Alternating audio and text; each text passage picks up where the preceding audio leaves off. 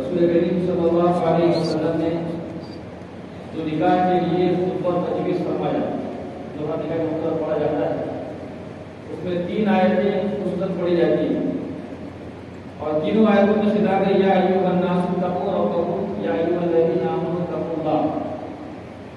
تینوں کی آیتیں شروع ہو رہی ہے کہ اے لوگوں ڈرو اللہ سے۔ اب سوال یہاں پر یہ پیدا ہوتا ہے کہ نکاح کا خوشی کا موقع ہوتا ہے بارات، تو ایسے خوشی بھرے لمحات میں یہ ڈرنے کا لفظ کیوں ہے؟ اللہ سے ڈرو، خوش ہونے کی بات ہونی چاہیے۔ تو علماء کرام فرماتے ہیں کہ لڑکا اور لڑکی 3 مرتبہ، ایک مرتبہ کہتے ہیں مجھے قبول ہے، مجھے قبول ہے، اور ان کے ایجاب اور قبول سے نکاح ہو جاتا ہے۔ لیکن اس ایجاب اور قبول کے پیچھے جو ذمہ داریاں دونوں پر عائد ہوتی ہے، لڑکے پر اور لڑکے پر، وہ ذمہ داریاں بہت اہم ہیں اور بہت نازک ہیں۔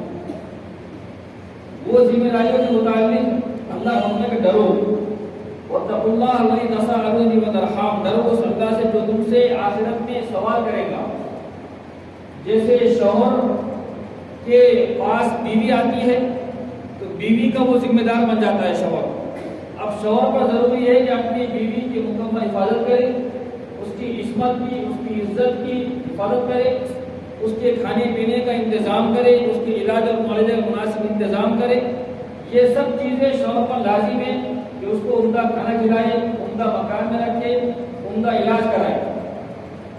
اور بیوی پر ضروری ہے کہ وہ اپنے شوہر کی خدمت کرے، اس کی اطاعت کرے، اس کی فرمانبرداری کرے، اس کے تمام حقوق ادا کرے۔ یہ دونوں پر الگ الگ ذمہ داریاں شریعت نے عائد کی ہے اور لاگو کی ہے۔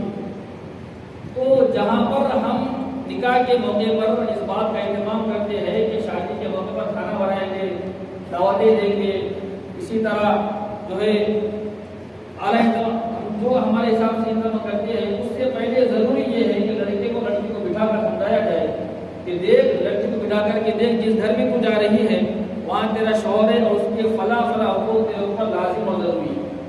اور لڑکے کو بٹھا کر سمجھایا کہ یہ دیکھ، اب تیرے پاس جو لڑکی آ رہی ہے وہ لڑکی اپنا گھر بار چھوڑ کر آ رہی ہے، رشتے دار چھوڑ کر آ رہی ہے، اپنی سہیلیوں کو چھوڑ کر بس تیرے واسطے، تیرے ایک لبے، تیرے ایک قبول پر وہ آ رہی ہے۔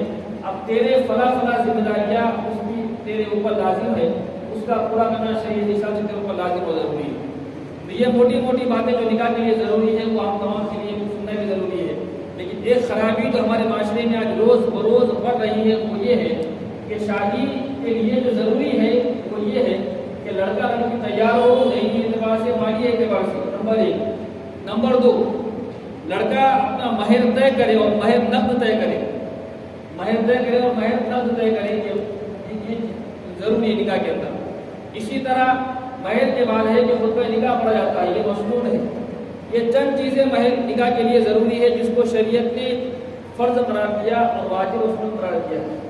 لیکن ہمارا معاشرہ جس سمت آج جا رہا ہے، غیر ضروری بلکہ وہ چیزیں جو شریعت نے جس سے منع کیا ہے وہ چیزیں ہمارے معاشرے میں ہو رہی ہے۔ بعض جگہ پر دیکھا جا رہا ہے کہ شادی سے ایک رات قبل ڈی جے بجایا جا رہا ہے۔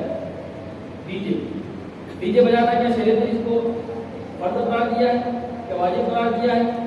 شریعت نے جس چیز کو حرام قرار دیا ہے آپ اس سے اپنے نکاح کی شروعات کر رہے ہیں، اس سے اس نکاح میں بے برکتی آئے گی، نحوست آئے گی، اور اس سے میاں بیوی اختلاف پیدا ہوں گے۔ اس لیے کہ ڈی جے، اللہ کے نبی نے فرمایا کہ یہ منحوس چیز ہے، جو میوزک کی آواز ہوتی ہے منحوس چیز ہوتی ہے۔